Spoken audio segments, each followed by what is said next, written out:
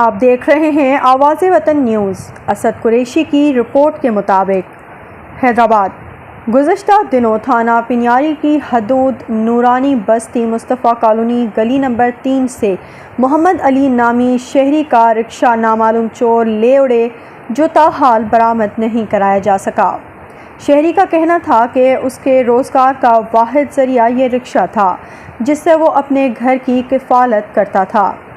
थाना पिन्यारी पर रिपोर्ट कराए 3 दिन गुजर गए, रिक्शा बरामद नहीं हो सका। घर की किफ़ालत का ज़रिया चोरी होने की वजह से शदीद मुश्किलात हैं। मोहम्मद अली नामी शहरी ने SSP Hyderabad Amjad Ahmed Shaikh, crime fighter SHO Mumtaz Brohi से अपील की कि मेरा रिक्शा फिलफोर बरामद कराया जाए। अस्सलाम वालेकुम असद भाई, 3 दिन पहले मेरा रिक्शा चोरी हुआ था। मैं थाने गया, उन्होंने दूसरे दिन मेरे को बुलवाया, सोशल मीडिया का फ़ोन गया तो खबर चली है सोशल मीडिया पे आपकी। मेरे को बुलवाया उन्होंने, फिर NC काटी मेरी, फिर मेरे को बोला आप भी ढूंढें मैं भी ढूंढूं, लेकिन मैं कहाँ तक ढूंढूं, मेरे कोई और ज़रिया नहीं है। मुमताज़ ब्रोही साहब से मैं अपील करता हूँ कि मेरा रक्षा मेरे को मिले।